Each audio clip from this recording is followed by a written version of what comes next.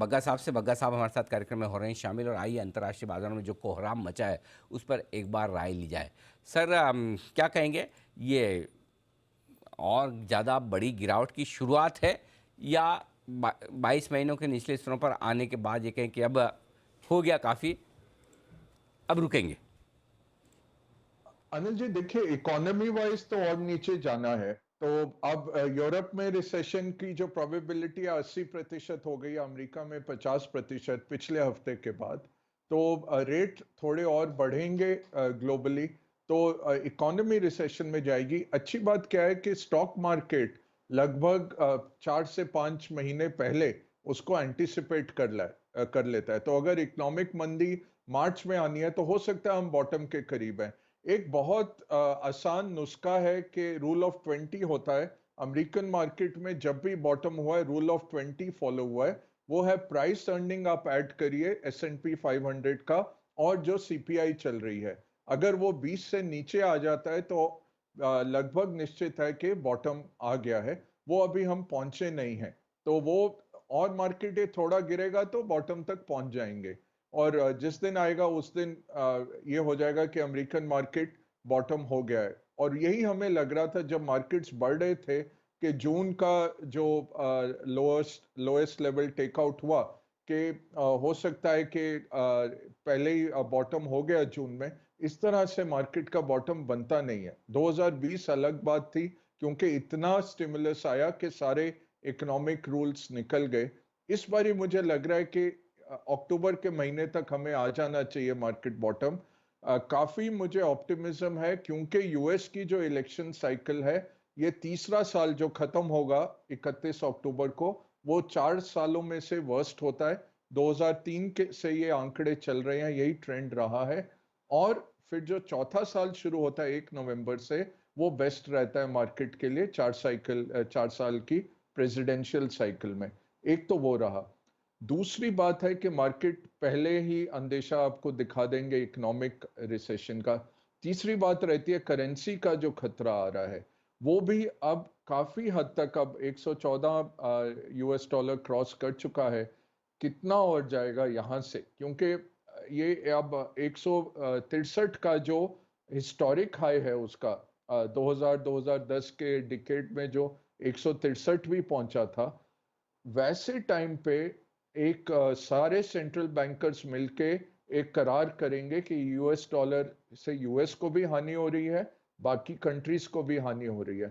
तो ये टाइम की बात है कि ये हो जाएगा। अभी क्या करना है, अभी बस हेलमेट डाल के बैठ जाना है, इसको देखते रहना है, और कुछ करना नहीं है।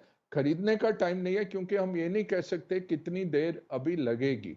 भारत ने आउट परफॉर्म किया था, बट पिछले 4-5 दिनों में हम बहुत भारी गिरावट दिखी है। इस साल का हमारा रिटर्न्स वाइप आउट हो गया है। बट इसके सामने आप देखिए बाकी लोग 20% 25% डाउन है। तो ये दिखा रहा है हमारे फंडामेंटल्स स्ट्रॉन्गर हैं। बट जब दुनिया भर में संकट आता है हमारे ऊपर भी आ जाता है। और इसमें पांचवी बात यही रहती है कि हमें ज्यादा मिल जाता है बाहर का सेलिंग जब आता है, क्योंकि हमारे दरवाजे ज्यादा खुले हैं और हमारा इम्पैक्ट कॉस्ट लोअर है। क्वालिटी स्टॉक्स हैं जो 2000 2500 करोड़ 3000 करोड़ एफआईज बेच के भी जाते हैं, तो हम उसको सहन कर पाते हैं। तो हमारे ऊपर डाउन साइड में ज्यादा पैसा निकलता है। वही हो रहा है पिछले एक हफ्ते से। घबराहट की बात नहीं है, फंडामेंटल्स बहुत स्ट्रांग है। 2008 नहीं है ये, कोई सब प्राइम क्राइसिस नहीं है। हाँ, इकोनॉमिक ग्रोथ जरूर स्लो डाउन होगी। उसका क्या असर पड़ेगा भारत पे, जहां हम 7% ग्रो कर रहे थे 3-4% पे आ जाएंगे, ये है। बट चुनिंदा कंपनीज चूज करी जा सकती हैं। इंडेक्स कहाँ जाएगा, वो एक साल से कहीं नहीं गया है। 17,500 था 1 अक्टूबर को। उससे कम ही हम 1 अक्टूबर की तरफ जा रहे हैं। होपफुली इस हफ्ते में थोड़ा रिकवरी आ जाए तो फ्लैट क्लोज हो जाएंगे एक साल के लेवल पे। बट चिंता का इतना विषय नहीं है भी चिंता तो 2-3 महीने की है। ऐसा नहीं है कि मल्टीपल ईयर यहाँ पे आ रहे हैं। जो डॉक्टर डूम वगैरह हैं नॉर्मल, वो सब कह रहे हैं 10 साल ये मार्केट रिटर्न नहीं देगा शायद।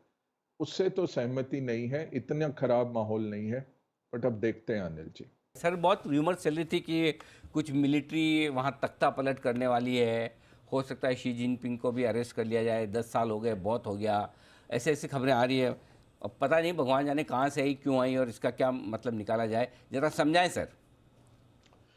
ज्यादा प्रोबेबिलिटी यही है कि गलत खबर है, फेक न्यूज है अनिल जी। जी। और जिस तरह से अगर फ्लाइट्स भी उन्होंने रोकी, वो एक्सरसाइज कर रहे होंगे कि ताइवान पे अगर आक्रमण करना है तो किस तरह से होता है, ये प्रैक्टिस चल रही होगी। अब पता तो 16 अक्टूबर को ही लगेगा जब उनकी बैठक होगी। उसमें लगभग 2000 कम्युनिस्ट पार्टी के लीडर्स चुनेंगे अगले 5 साल के लिए कौन प्रेसिडेंट रहेंगे।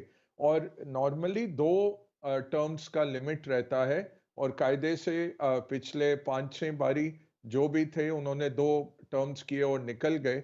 बट जी अपने को माओ और डेंग की छवि में देखते हैं। वो सोचते हैं माओ सेडुंग या फिर डेंग जाओपिंग जो थे, जो उनके 2 सबसे बड़े लीडर्स, ये सोचते हैं कि मैं भी वैसा हिस्टोरिकल लीडर हूं। तो इन्होंने कॉन्स्टिट्यूशन बदलवाया है कि ये तीसरे टर्म के लिए खड़े रहें और लगभग लाइफ टाइम के लिए खड़े रहें। अब इससे अगर ये चूज हो जाते हैं, दुनिया को क्या दिक्कत है? क्योंकि इनका जो जी डॉक्ट्रिन है उसमें क्लियर है कि हांगकांग और ताइवान का विलय करना है और फिर जाना है भारत की तरफ। भारत की टेरिटरीज जो भारत के कब्जे में है, जो ये कहते हैं, जो हम मानते हैं कि हमारे टेरिटरी इन्होंने कब्जे में की है। और फिर रशिया का व्लादिवोस्टॉक, ईस्टर्न साइबेरिया। तो ये 96 से ये डॉक्ट्रिन है जी का, और बहुत ये एग्रेसिव है उस तौर पे। तो अगर ये फिर से चुन के आ जाते हैं, विश्व के लिए खतरा ये है, ताइवान में ये कुछ हस्तक्षेप कर सकते हैं, उसको टेक ओवर करने की कोशिश कर सकते हैं। जिस तरह इन्होंने हांगकांग में जो करार था 1992 का, ब्रिटेन ने जब छोड़ा था हांगकांग को पीसफुली, तो ये बात की थी कि 2 सिस्टम्स रहेंगे, 1 नेशन है बट 2 तरह के सिस्टम रहेंगे। उसको इन्होंने नकारा और टेक ओवर कर लिया हांगकांग को, और बिल्कुल अपनी चाइना की तरह उसको बना दिया है। तो ताइवान पे खतरा रहेगा, विश्व के लिए खतरा है। अगर ये हटाए जाते हैं तो उसमें फिर 2 तरफा ऑप्शंस हैं।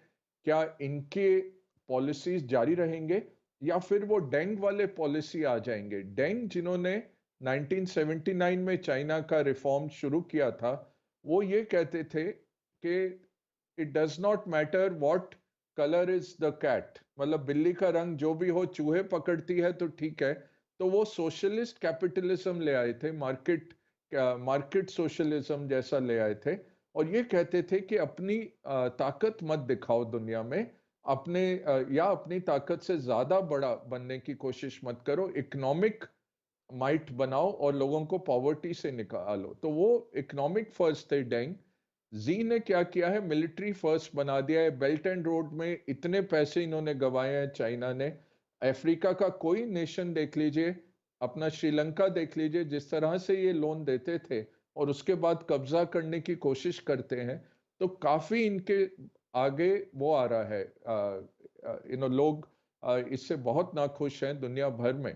तो अब देखते हैं, बट मुझे लगता है फेक न्यूज है। और संकट तो बढ़ेगा 16 को जब ये रीअपॉइंट हो जाते हैं। 3 दिन की बैठक रहेगी 16 को शुरू होते हुए, रीअपॉइंट हो जाते हैं तो और एग्रेसिव बन के ये दुनिया में आएंगे।